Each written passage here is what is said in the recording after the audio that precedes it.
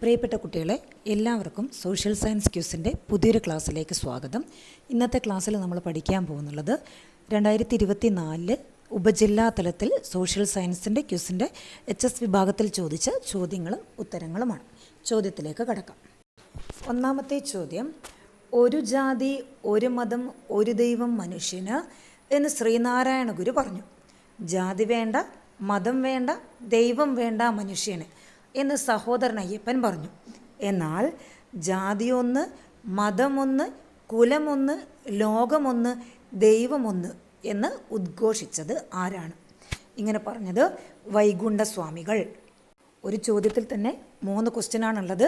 ഒരു ജാതി, ഒരു മതം, ഒരു ദൈവം മനുഷ്യന് ശ്രീനാരായണ ഗുരു. ജാതി വേണ്ട, മതം വേണ്ട, ദൈവം വേണ്ട മനുഷ്യന് സഹോദരൻ അയ്യപ്പൻ. ജാതിയൊന്ന്, മതമൊന്ന്, കുലമൊന്ന്, ലോകമൊന്ന്, ദൈവമൊന്ന് എന്ന് പറഞ്ഞത് വൈകുണ്ഠസ്വാമി. രണ്ടാമത്തെ ചോദ്യം, യുദ്ധസ്മാരകങ്ങളിൽ പ്രധാനപ്പെട്ട ഒന്നാണ് ഡൽഹിയിലെ ഇന്ത്യ ഗേറ്റ് സർ എഡ്വിൻ ല്യൂട്ടിൻസ് രൂപകൽപ്പന ചെയ്ത സ്മാരകം. 1-ാം ലോക യുദ്ധത്തിലും 2-ാം ആംഗ്ലോ അഫ്ഗാൻ യുദ്ധത്തിലും വീരമൃത്യു വരിച്ചവരുടെ ഓർമ്മയ്ക്കായി നിർമ്മിച്ചതാണ്. 1970-കളിലെ ഏത് യുദ്ധത്തിൽ വീരമൃത്യു വരിച്ചവരുടെ ഓർമ്മയ്ക്കായി ഇതിനോട് ചേർന്ന് നിർമ്മിച്ച സ്മാരകമാണ് അമർ ജവാൻ ജ്യോതി. അമർ ജവാൻ ജ്യോതി ബംഗ്ലാദേശ് വിമോചന യുദ്ധവുമായി ബന്ധപ്പെട്ടതാണ്. ബംഗ്ലാദേശ് വിമോചന യുദ്ധം. മൂന്നാമത്തെ ചോദ്യം, ഈ ക്ഷേത്രത്തിൻ്റെ ഗോപുര നിർമ്മാണത്തിനുള്ള പണം സമാഹരിക്കാനായിട്ടാണ് രേഖപ്പെടുത്തിയതിൽ വെച്ച് ആദ്യത്തെ ലോട്ടറി നറുക്കെടുപ്പ് കേരളത്തിൽ നടത്തിയത്. 1874 ഓഗസ്റ്റ് 24-ന് ആയില്യം തിരുനാൾ മഹാരാജാവ് അനുമതി നൽകി. സമ്മാനത്തുക 10,000 രൂപ. 1 രൂപയുടെ 50,000 ടിക്കറ്റുകൾ അടിച്ചു. 10,000 രൂപ സമ്മാനത്തുക നൽകി. 40,000 രൂപ ഗോപുര നിർമ്മാണത്തിനായി ചെലവഴിച്ചു. ക്ഷേത്രം ഏത്? ഉത്തരം ശുചീന്ദ്രം ക്ഷേത്രം. നാലാമത്തെ ചോദ്യം, പശ്ചിമഘട്ടത്തിലെ ഈ ചുരത്തിൻ്റെ വടക്കുഭാഗത്ത് നീലഗിരി മലകളും തെക്കുഭാഗത്ത് ആനമലയുമാണ്. തമിഴ്നാടിൻ്റെ കാലാവസ്ഥ നിലനിർത്തുന്നതിൽ നിർണായക പങ്ക് വഹിക്കുന്ന ഈ ചുരത്തിലൂടെ വരുന്ന കാറ്റിലാണ് കോയമ്പത്തൂരിലെയും തിരുപ്പൂരിലെയും കാറ്റാടിപ്പാടങ്ങൾ പ്രവർത്തിക്കുന്നത്. ഏതാണ് ഈ ചുരം? ഉത്തരം പാലക്കാടൻ ചുരം. അഞ്ചാമത്തെ ചോദ്യം, ഉറങ്ങുമ്പോൾ കാണുന്നതല്ല യഥാർത്ഥ സ്വപ്നമെന്നും ഉണർന്നിരിക്കുമ്പോൾ കാണുന്നതാണ് യഥാർത്ഥ സ്വപ്നമെന്നും നമ്മളെ പഠിപ്പിച്ച ഡോക്ടർ APJ അബ്ദുൽ കലാമിനെ സ്മരിച്ചുകൊണ്ട് നിങ്ങളോട് ചോദിക്കട്ടെ, ലോക സ്വപ്ന ദിനം എന്നാണ് ആചരിക്കുന്നത്? ലോക സ്വപ്ന ദിനം സെപ്റ്റംബർ 25. ആറാമത്തെ ചോദ്യം, പ്ലീസ്റ്റോസിൻ കാലത്തിലെ ഒരു ഉൽക്കാപതനത്തിൻ്റെ ഫലമായിട്ടാണ് ഈ തടാകം ഉണ്ടായത്. ബസാൾട്ടിക് പാറകളിൽ ഇത്തരത്തിലുണ്ടാകുന്ന തടാകങ്ങൾ ലോകത്തിൽ തന്നെ 4 എണ്ണമേ ഉള്ളൂ. അതിൽ 3 എണ്ണം ബ്രസീലിലാണ്, 1 എണ്ണം ഇന്ത്യയിലും. ഇന്ത്യയിലെ ഈ തടാകത്തിൻ്റെ പേരെന്താണ്? ഉത്തരം ലോണാർ തടാകം. മഹാരാഷ്ട്രയിലെ ബുൽധാന ജില്ലയിലുള്ള ലോണാർ തടാകം. ഏഴാമത്തെ ചോദ്യം, 1960-കളിൽ മംഗളൂരു തുറമുഖത്തിൻ്റെ ചീഫ് എഞ്ചിനീയർ ആയിരുന്ന ഇഫ്തിഖൽ അഹമ്മദ് ഷെരവതി അണക്കെട്ടിൻ്റെ നിർമ്മാണത്തിലും പങ്കാളിയായിരുന്ന വ്യക്തിയായിരുന്നു. ഇദ്ദേഹത്തിൻ്റെ ചെറുമകൻ പ്രശസ്ത സിനിമാ നടനാണ്. ചെറുമകനോടുള്ള ആദരസൂചകമായി ഇൻ്റർനാഷണൽ ആസ്ട്രോണമിക്കൽ യൂണിയൻ ചന്ദ്രനിലെ ഒരു ഗർത്തത്തിന് ആ ചെറുമകൻ്റെ പേര് നൽകിയത് ഏറെ വാർത്താ പ്രാധാന്യം നേടിയ ഒന്നായിരുന്നു.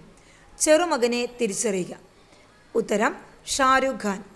അടുത്ത ചോദ്യം, കൊല്ലത്ത് നടന്നു വരുന്ന ജെമിനി സർക്കസ് ഇതിനകം നിങ്ങളിൽ പലരും കണ്ടു കാണും. കേരള സർക്കസിൻ്റെ പിതാവെന്നറിയപ്പെടുന്ന കീലേരി കുഞ്ഞിക്കണ്ണലിൽ നിന്നും കളരിപ്പയറ്റും സർക്കസും പഠിച്ചു.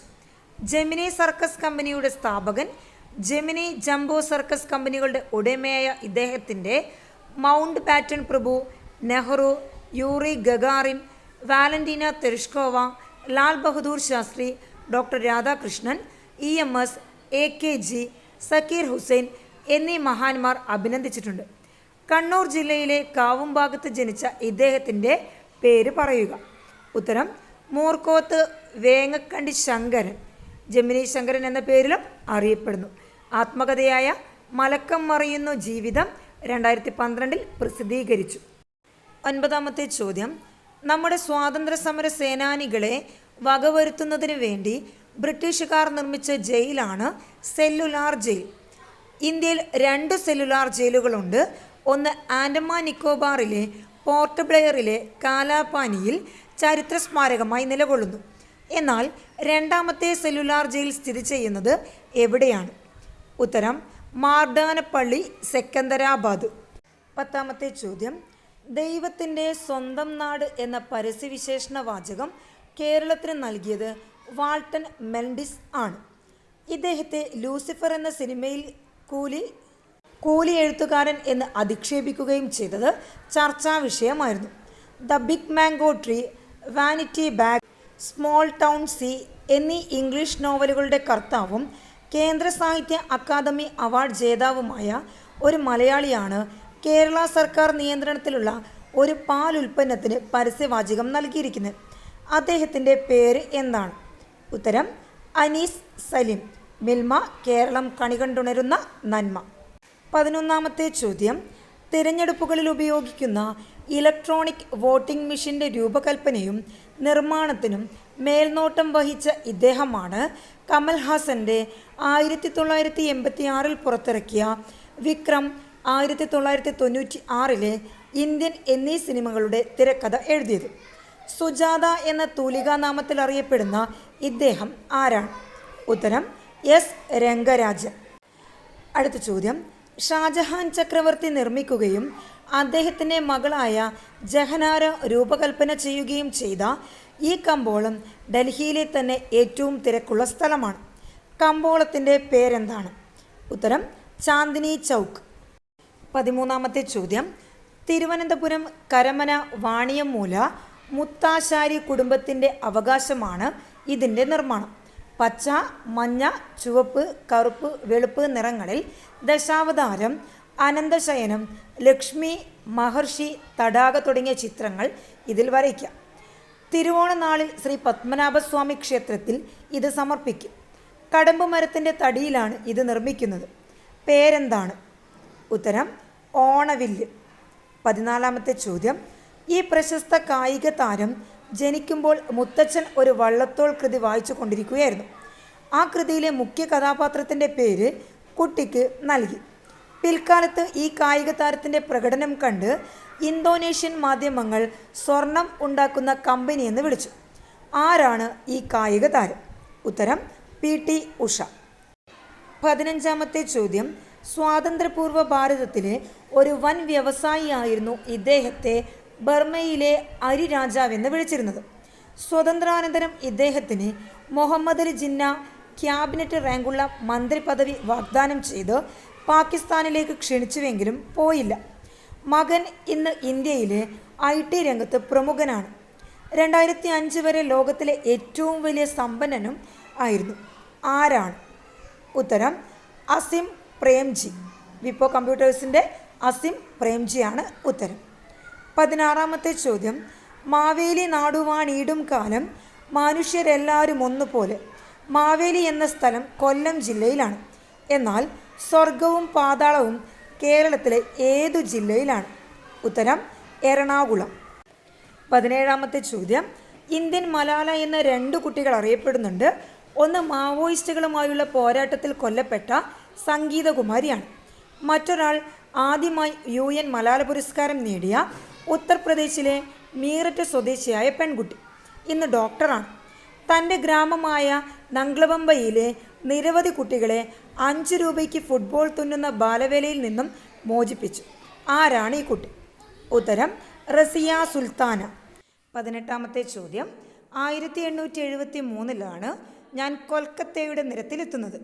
153 വർഷം തികഞ്ഞ എന്നെ വാർദ്ധക്യത്തിൽ എത്തിയെന്ന് പല ഭാഗത്തു നിന്നും ആക്ഷേപമുണ്ട്. നൂതന സംവിധാനങ്ങളുടെ വരവോടെ കൽക്കത്ത നഗരത്തിൽ ഞാനൊരു ബാധ്യതയായി തുടങ്ങി. എന്നാലും സിനിമാ സംവിധായകരുടെയും വിനോദസഞ്ചാരികളുടെയും ഇടയിൽ ഞാൻ ചെറുപ്പക്കാരൻ തന്നെയാണ്. റോഡുകളിൽ ക്രമീകരിച്ചിരിക്കുന്ന പാളത്തിലൂടെയാണ് എൻ്റെ സഞ്ചാരം. വേഗം കുറവാണെങ്കിലും ചെലവും കുറവാണ്. പശ്ചിമ ബംഗാൾ ട്രാൻസ്പോർട്ട് കോർപ്പറേഷൻ്റെ കീഴിൽ പ്രവർത്തിക്കുന്ന എന്നെ ഇനി എസ്പനൈഡ് മൈതാനത്തിൽ റൂട്ടിൽ മാത്രമേ കാണുകയുള്ളൂ. എന്നെ നിങ്ങൾ തിരിച്ചറിയുക. ഉത്തരം ട്രാം സർവീസ്. 19ാമത്തെ ചോദ്യം. മഹാരാഷ്ട്ര സ്വദേശിയായ ഇദ്ദേഹം ബോംബെ ഹൈക്കോടതി ജസ്റ്റിസ് ആയിരുന്നു. ഇപ്പോൾ കേരള ഹൈക്കോടതി ചീഫ് ജസ്റ്റിസായി നിയമിതനായത് ആരാണ്?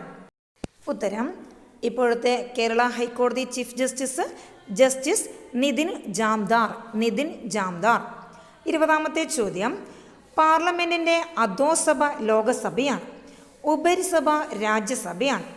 ലോകസഭയിലെ പരവതാനിക്ക് പച്ച നിറം, രാജ്യസഭയിൽ ചുവപ്പ് നിറം. ഇന്ത്യയുടെ ലോകസഭ രൂപവൽക്കരിച്ചതെന്നാണ്? ഇന്ത്യയുടെ ലോകസഭ രൂപീകരിച്ചതെന്നാണെന്നാണ് ചോദ്യം.